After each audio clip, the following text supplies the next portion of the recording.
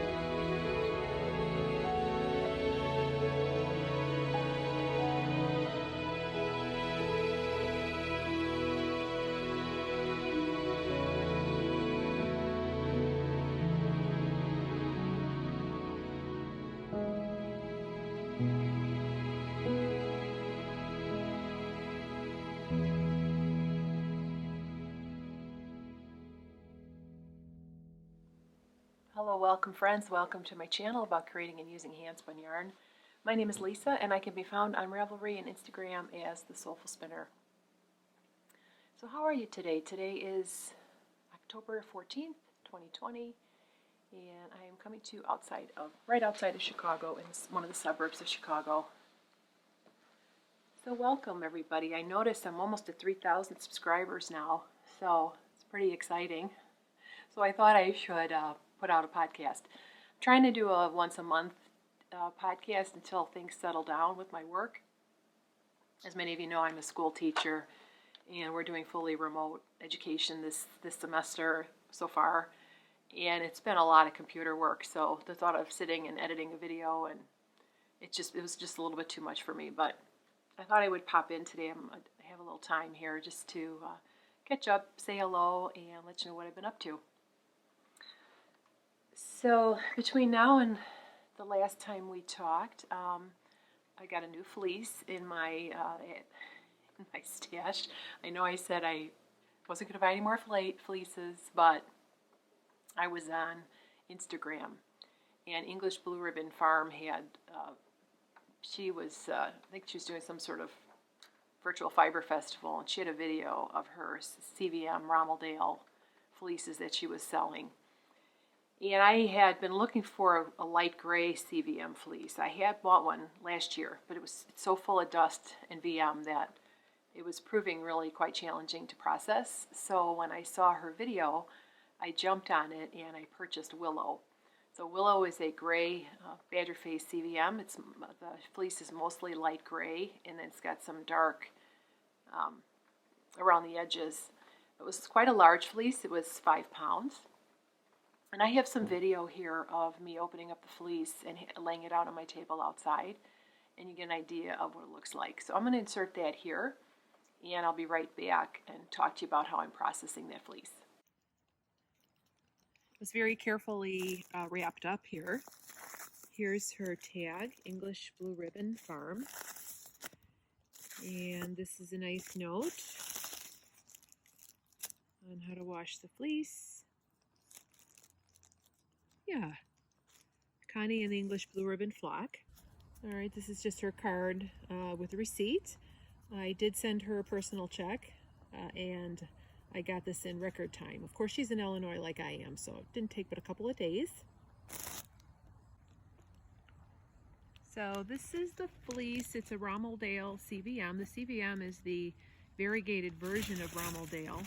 Rommeldale being a cross between Romney and Rambouillet. And this is a gray fleece. I already can tell that it's very, very springy.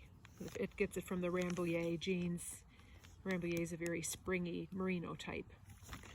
So I'm going to open this up and show you what it looks like. So this is the fleece just out of the bag. It's starting to expand from its square shape that it had when it was in the box. And I know I'm looking at the cut end here, and I'm just about to open this up and lay it out. But you can see how absolutely pristine and clean this is. Okay, oh my God, look at these blocky staples. Oh my goodness. Okay, let me open it up and give you a better look. So this is Willow in all her glory on a table outside here. It was rolled perfectly. This is the neck area here. So this is the neck. So you can see the neck and shoulders. You can see it hanging over. So here's the neck. This is extremely fine. And then around the front shoulders here. And then it is laid out. Get a better view here. It's laid out perfectly. Yeah, so what they do when they wrap the fleeces, they lay it out and they fold these sides in, the sides on this side and this side. So these are the sides here. They fold it in and then they roll it. This is the back end here. So the brick, doesn't it look like it looks like bricks or something? Big blocky staples. It's extremely clean. I don't see any veg matter. Zero veg matter in this. That's so pretty. I think she said she was 3 or 4 years old. Yeah, this is gray fleece. And this is the back. So I'm not going to process this today. I'm not going to take it apart or anything. I think I'm going to go ahead and when I do get a chance to work with this, she says to wash it within 5 months in the documents. I might pull this back area out.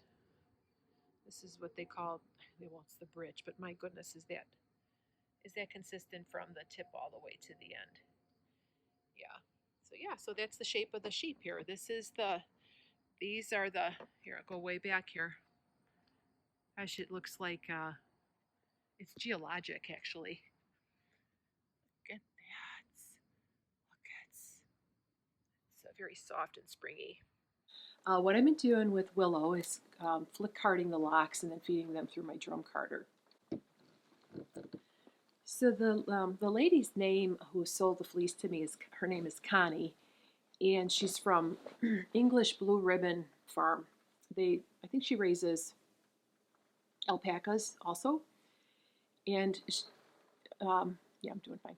So she suggested that you wrap up your fleece in an old sheet, and I did that. I did that once I got it out of the box, and now after I have scoured it, I have it wrapped up here in this big pile here. You know, a lot of people use pillowcases to put their fleeces in. And I've done that before, but I feel like the pillowcase kind of really smashes it in there. You know, like your pillow gets really smashed in the pillowcase. And I don't really like it, doesn't leave it very open. So I'm going to use this technique. She suggests, you know, go to Goodwill and buy old sheets, wash them, and use them to wrap up your fleeces. So I think that's a great idea, don't you? So this is the fleece. It's huge. It's very bulky. The staples are very chunky, and it's got a lot of loft. It's got a lot of life to it. So I'll pull out a couple of locks here for you to see. So those are the 3 colors that are represented in the fleece. So what I'm doing is I'm carding up 1 ounce bats. So here's one. I've got 3 of them so far. So I'm flicking the locks and measuring out a little over 1 ounce, and then I'm creating these 1 ounce bats.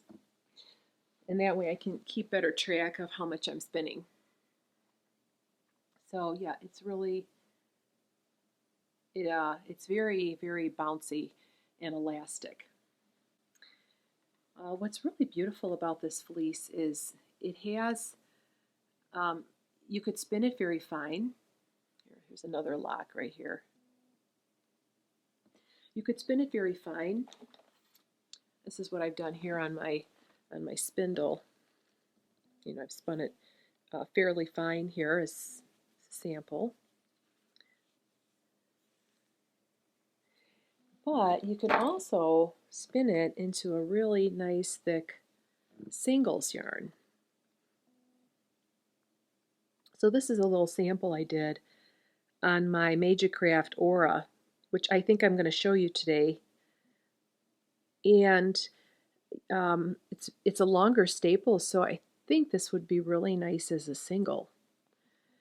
So what do you think? Should I spin up some of it as a singles yarn and then knit it up and see what it looks like?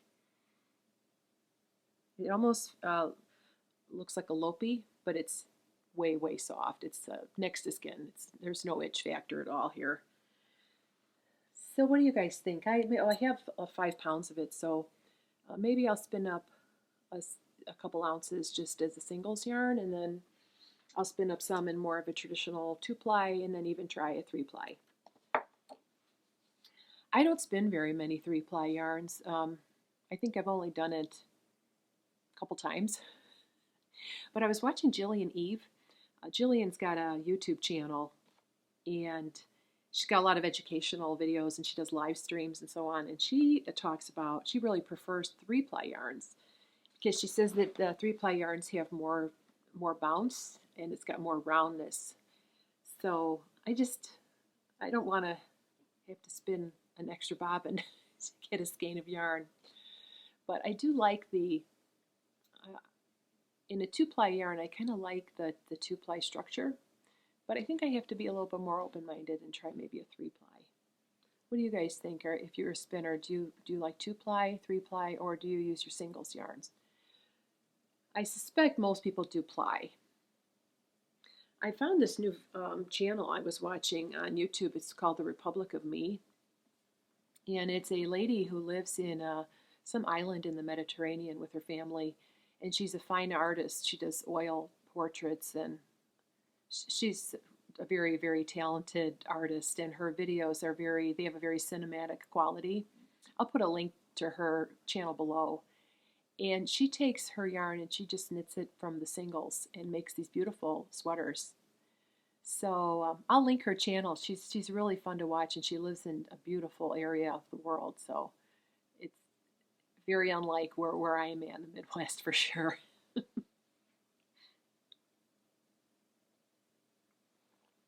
So that was my CVM. And what else have I been up to? Well, I had a couple happy mail days just this last week. I was watching, somebody on the Instagram had asked me how I got my fleeces so white. I had shown a picture of merino Cory cross that I had spun up, and I posted a picture of the raw locks, the wash locks, the combed top nest, and then the finished sample skein. And she said, how do you get your fleeces so white? And I'm like, it's really the fleece. Not all white fleeces are bright white. But the fleece that I was showing, I'll show you this one too. This is another one of my fleeces from my stash. Today's October 8th. And this is a merino crossed with a Corriedale. And it's from spring of 2019. And it's been sitting again in my stash. So I'm trying to go through my stash. And this is absolutely beautiful. It's a good 4-inch staple, I would say. Extremely soft, extremely fine. It has a very bold crimp from the Corriedale, and then it's got, of course, the extreme softness from the merino. So I think it's an ideal cross between strength and softness, and easy to process. It's not quite as greasy as a pure merino would be. So I laid it out here on my table. I've completely lost track of what was the front and what was the back. But really, with a fleece like this, it doesn't matter. It's very consistent across the whole fleece. Yeah, isn't this pretty? I'm taking advantage of this beautiful October day to dry this fleece. This is an herb drying rack that I use. And this is what the fleece looked like after I washed it with the mesh bags. Kind of kept it in clumps. I didn't separate it, and you can see the locks. Very easily identifiable, and this is incredibly soft and incredibly white. So this is my merino cross with the Corriedale lamb's fleece. So I think it was about 4 pounds, so each one of these tiers here is about a pound, give or take. So yeah, I'm combing this up, and it's spinning up into a really pretty soft, cottony feeling with the elasticity of the wool, of course. Oh, wow, this white is blowing out the camera. So I just posted this picture, and she says, well, how do you get your fleeces so white? And I said, well, it's partly the fleece. A lot of white fleeces will wash up into sort of more of a creamy color and are not a bright white. But she says, well, do you think I'm doing something wrong? She showed me a picture of a horn Dorset that she was scouring, and it just was not white. And I was like, well, probably horn Dorset is not a bright white. And because she was going to scour it again, and I said, you're not doing anything wrong. It's just not going to be bright white. So this lovely stuff is a merino cross lamb's fleece that I bought in March of 2019. And I had bought it, and I'd washed a sample and spun a sample, and then it was sitting in my stash room, aka the office, and it was just sitting there for over a year. So I thought it was about time that I washed it. So we had some really nice days last week, so I snuck in some scouring. This is a beautiful, I think this is the softest fleece I've ever had. It's really stunning. And nice long staple, about probably, not too long, but probably about 4 inches before I washed it. So here's what I came up with. Here's my spindle that I've been spinning it on. This is one of my green sleeve spindles. It's a lightweight, probably about 0.7 ounces. And this is the little skein. Let me set this down here. So this is a 2-ply sample, but I find that it's a quite round quality, and I think that's because of the fleece. It's a very bouncy and elastic fleece. So it's super soft. This was the raw lock here. See, it was pretty yellow because it had been sitting in my stash, and I'm sorry to say it was in a plastic bag. No harm came to it. Judith McKenzie says you could store a fleece. She says air is the enemy of fleeces. She actually recommends you stuff them in a 5-gallon bucket. Get all kinds of different opinions and discussions about how you should store your fleeces, but in any case, the fleece is fine. So this is the unwashed. You can see how much longer it is. And then let me get you a block here afterwards. So there's the before and the after. It's really beautiful. Came beautifully clean. So yeah, and also it's puffing up quite nicely. Very nice and strong. Beautiful. So I've got too many projects. Do you have that problem? I have too many projects and I bounce from thing to thing to thing to thing, and then I don't get anything done. But you guys know me by now. That's kind of my MO of late. So yeah, so I'm just spindle spinning this and getting a beautiful little 2-ply. Pretty.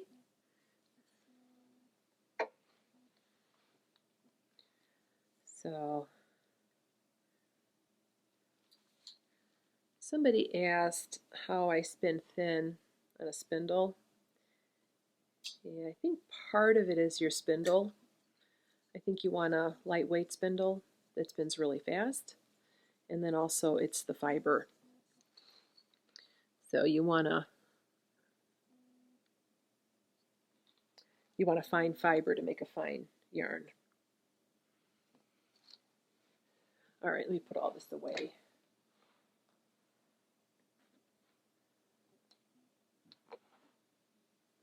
Yeah, but look at this. It smells so good. It's just heaven. Anyway, as I was saying, I was talking to this lady on Instagram, and she was talking about her horn Dorset, and I thought, oh, I should try some horn Dorset. I've heard it's really good for socks. So I went onto Etsy, and I found a seller called Gypsy Mountain Farm, I think, who sells all kinds of beautiful fiber. And I bought 8 ounces of dyed roving of horn Dorset. So here are the 2 colors I bought. I have a video of me opening up the box outside on a nice bright day, so you can really see the colors quite well. And I'll go ahead and insert that here.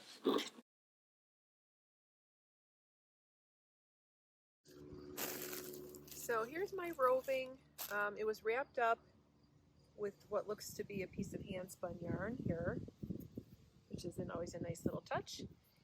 And oh, look what she did. She put it into even balls. So she said that this is from her vet, who has a Dorset horn ram. She says he's a beautiful animal. And so I think that she buys his fleece, processes it. So these are two ounce balls of roving. Yeah, very pretty. Really blues and purples in this one. I want to make socks with this. And then I got this one here, which is green.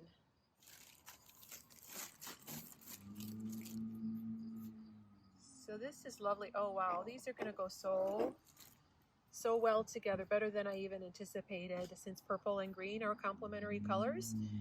So I was thinking of spinning this up and making some socks and possibly striping them. And I thought that would be fun. And isn't it nice that you put these into 2 separate 1 ounce braids here? Oh, so pretty. It's very it's very Dorset hornish. It's very springy, crisp, not fine, but perfect for socks. And here's her tag. Gypsy Mountain Farm. What a beautiful card that is. Isn't that pretty? So she has some beautiful things in her shop. I had to show some restraint. And look, she gave me a Save 'em to Shave 'em here, horn Dorset kettle dyed roving. Yay! So I've got 8 ounces. So I've got 4 2 ounce balls. So I think there'll be plenty for a socks, at least 1 pair, and maybe something else too. So yeah, isn't this fun? It's a happy mail day today. So I am basically what you're getting with her is you're getting these long strips of pin drafted roving, and which is super easy to separate. I'm a big proponent of farm products. Farm products are far superior to commercially prepared top, in my opinion. But I mean, it's easier to spin, and just, I don't know, it has more of a lively quality.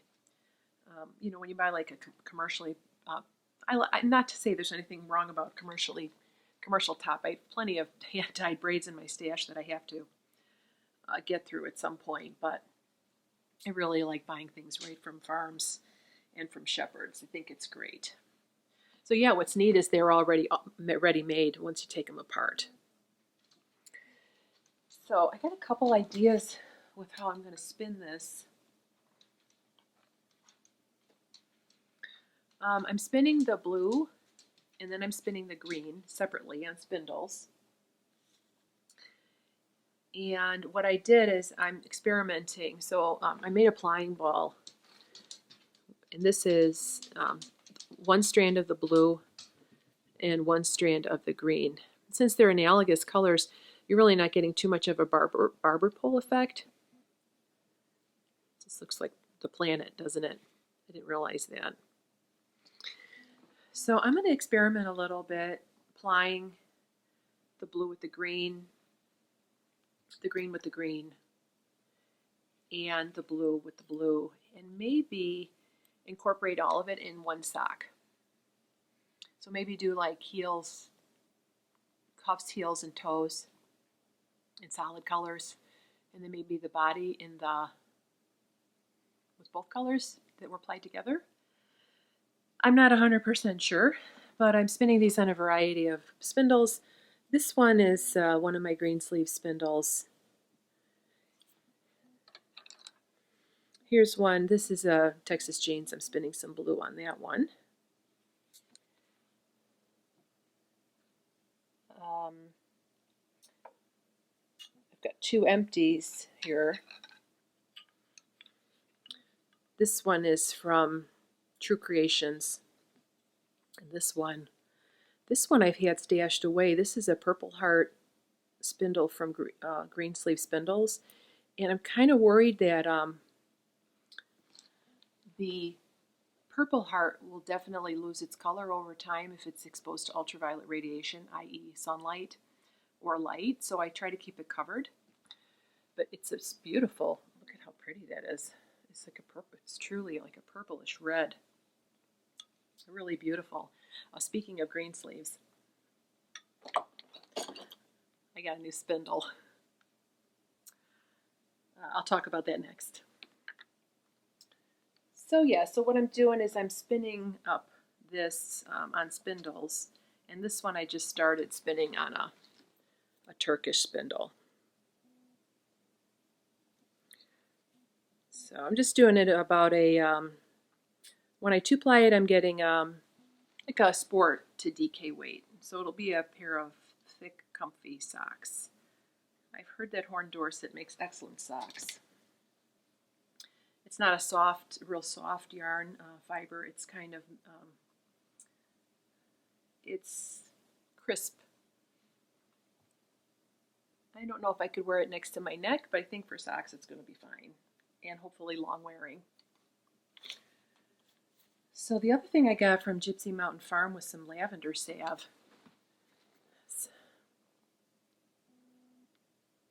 And it's all that's in here is olive oil, almond oil, lavender, beeswax, and essential oils.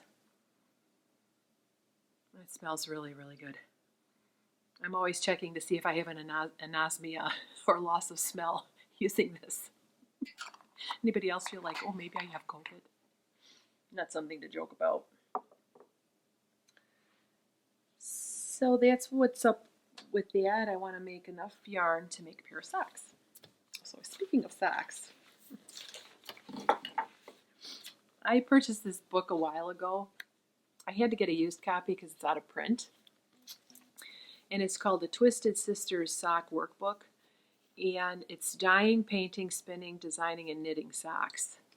And this book is really cool.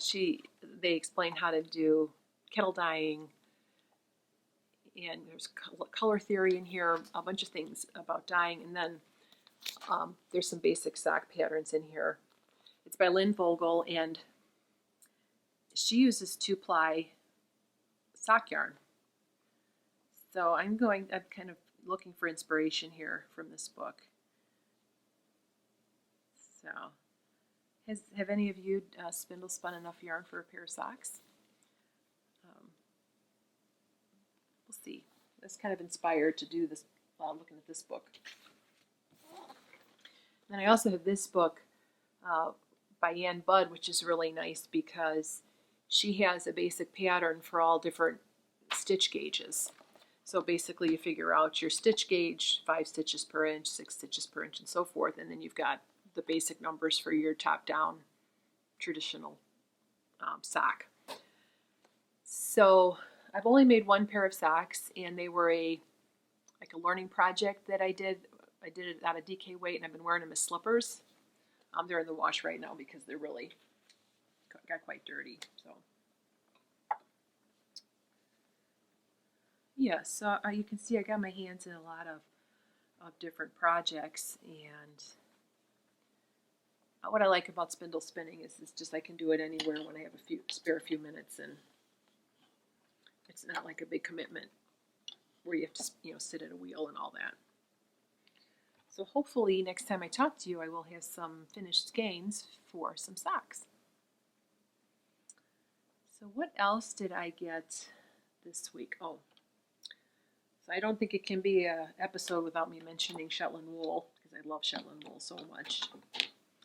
So my friend Jen Johnson from Whispering Pines Shetlands sent me some samples of some new comb top that she has.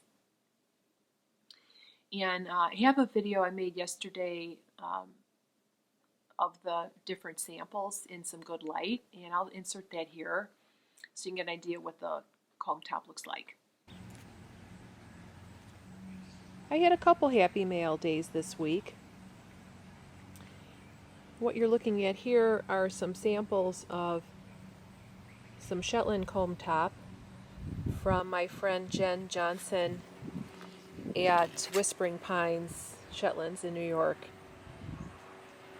And she's a shepherdess and seller of fine fleece Shetland products. So she sent some of her fleeces out to Zellinger's Mill in Michigan to be turned into comb top.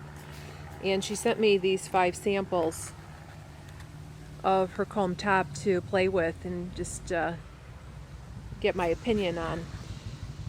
So as they said, it was her rams and some of her older ewes and some of the, she calls britch wool, but my goodness, this is soft.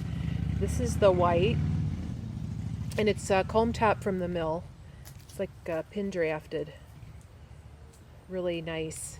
That's the white, and then there's black, Shetland black. It's got a little bit of maybe a Shetland black with maybe a little white fibers in there. And then this is the gray, just really lovely. And then this is brown, also known as mort. And then we've got the fawn. So these are the comb top samples, and I have about 2 ounces in total of that. So I'm going to play with that on my wheel and my spindles and give her my opinion, but it looks really, really lovely. What I love about farm products like this is they usually tend to be very open and easy to process, and I feel like the commercial tops, the commercial braids you buy that are hand dyed are sometimes so compressed, and it's like the life's been processed out of the wool. And what's nice about farm roving is you just get this very lively, very, I can't even explain it. It's just a very nice quality. As close as you're going to get to hand processing your comb top. So I have that, and then she had also sent me some time ago a little bit of this roving, which is from her rams, and this is roving. This is not comb top. You can see the texture is quite a bit different, and this was perfect for long draw. So I'm going to spin this. Oh look, somebody's interested. Yellow Jacket's interested.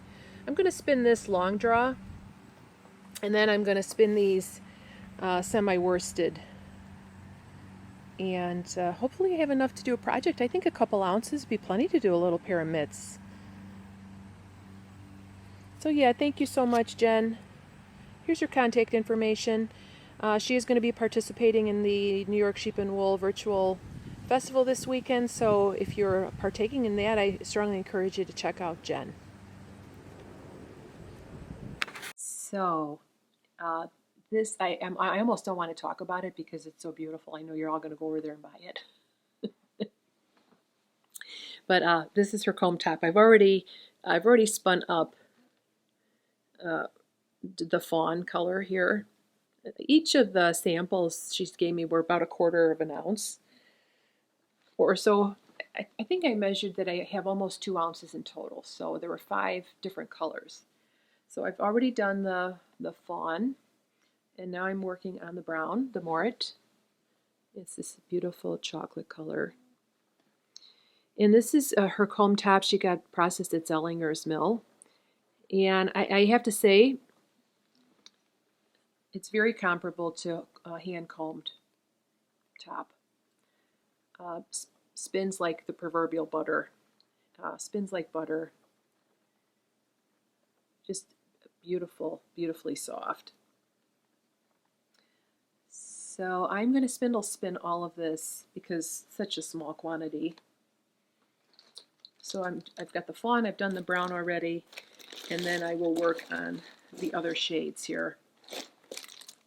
And I'm hoping it'd be kind of sweet to make like a little pair of shorty mitts with the comb top. I think that might be fun. So thank you, Jen, for sending those samples to me. And I am sitting on my hands trying not to order any of that because really I have so much fiber and I have a lot of Shetland. So I'll let other lucky people buy your comb top, and maybe next year I'll splurge and buy some from you.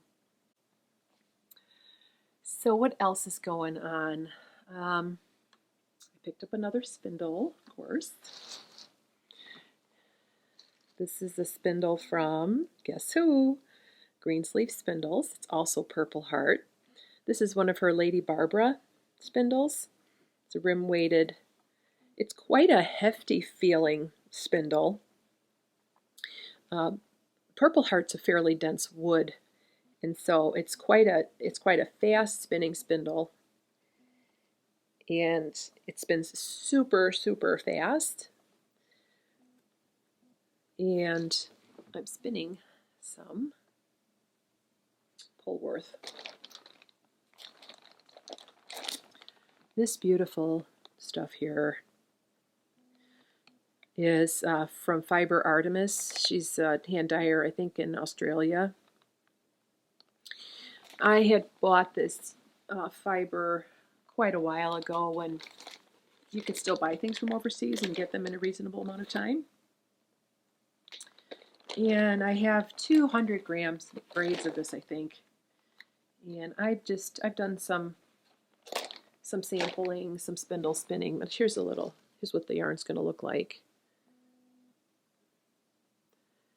It's a Polworth silk. Very beautiful. They know how to grow Polworth in, I don't know if it's New Zealand. The famous Tarndie Polworth flocks. Polworth being a cross between a Lincoln and a Merino, I think. Yeah, I'd have to look that up. So yeah, I saw this beauty on her Instagram. If you're interested in buying a Greensleeve spindle, I suggest you go to her website and look at the gallery of her spindles. But moreover, I think following her on Facebook or Instagram, because that's where she'll post her new spindles, and then you can just buy them directly from Elizabeth. And I find that's the best way. And she's wonderful. She's ships you to very, very fast, and she's a very sweet lady and very lovely to work with. So if you're interested in a nice top whirl spindle, I highly suggest Elizabeth Daly. So let's see.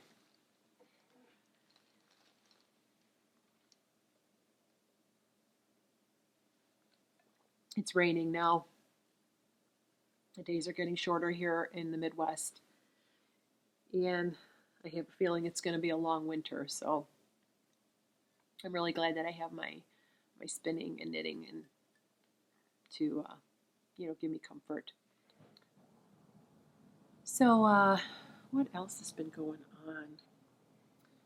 Well, I did finish a skein of yarn, and this was some support spindle fiber that I spun. I think I showed you last time. This is some Tussa silk that I just plied today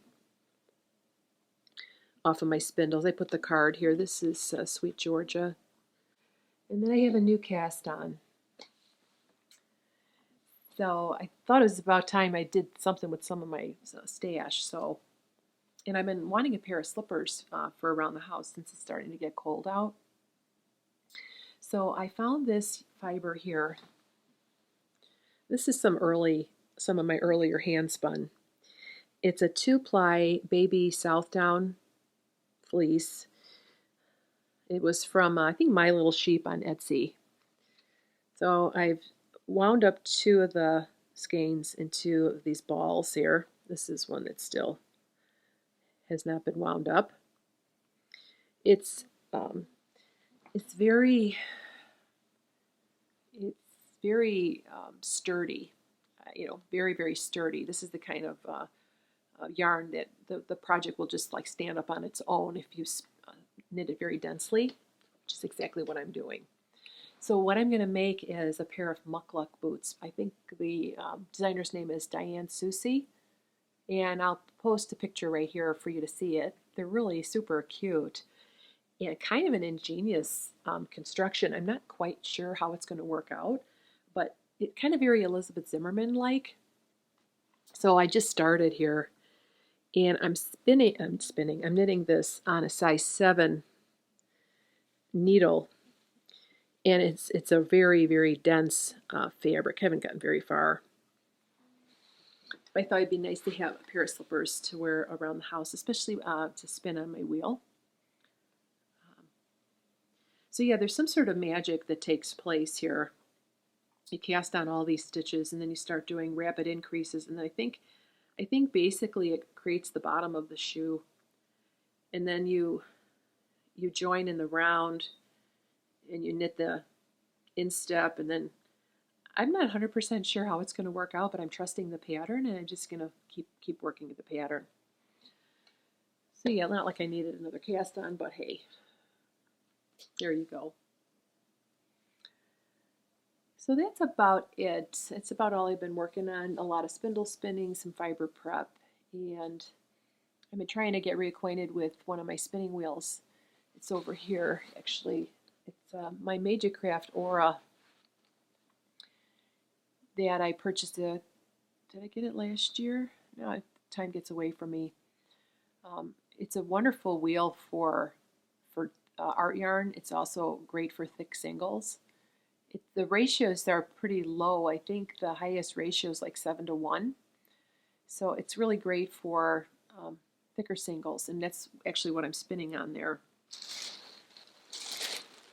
And what I'm spinning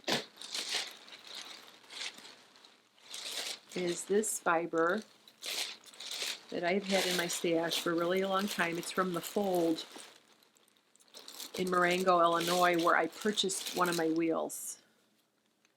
I purchased my Saxony wheel in 2014, and luckily I labeled this, and it's CVM Rommeldale, and it's roving, it's not top.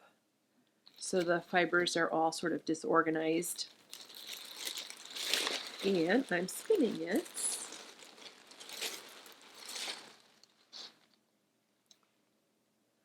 In kind of a thick woolen style yarn. So I think I'll close today and bring my wheel over and show you how I'm spinning this on my Majacraft Aura. So I hope you guys are well. I hope you're staying healthy and safe. And as always, thank you for watching, and thank you for your comments and your messages. They really do mean the world to me. So happy spinning, and I hope to talk to you in about a month in November. So take care, everyone. We'll talk to you soon.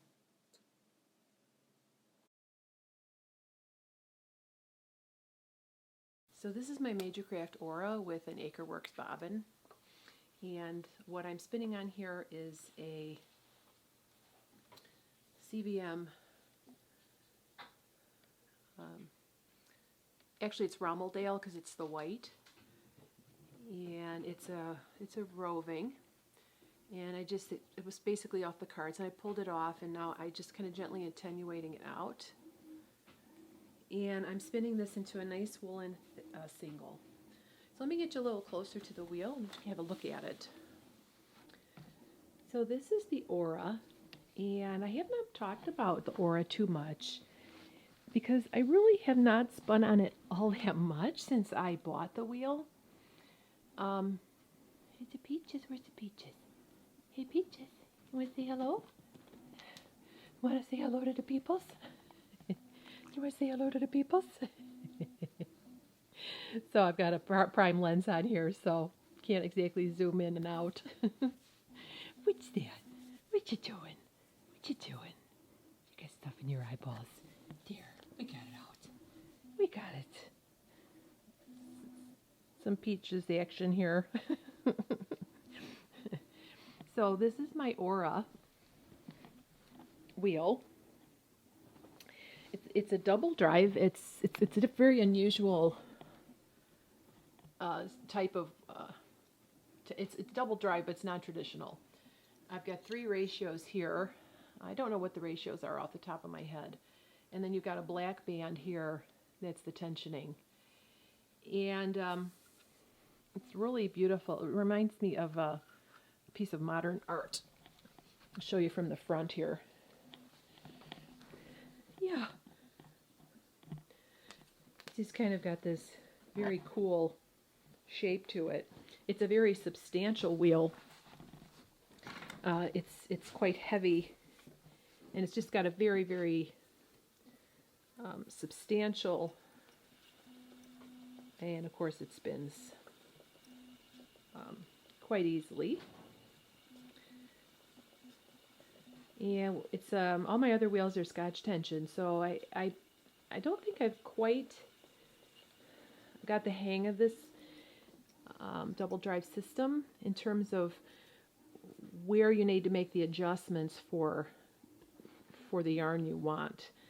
It seems like Scotch tension's a lot more just sort of intuitive and basic, but I am making an effort to spin more on her and trying to spin some more traditional yarn, because really art yarn, I'm not going to do too much with art yarn. So let me get the camera back on the tripod and I'll show you how she spins.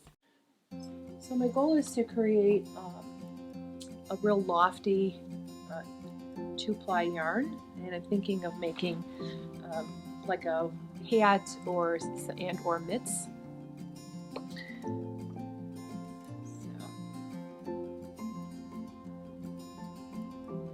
What's interesting about this double drive system is that once you get it the way you want it, you never have to make adjustments. You know, with the Scotch tension wheel, as the bobbin fills, you have to make adjustments to the tension. So what I find that I'm starting to be able to do with this wheel is a true unsupported long draw.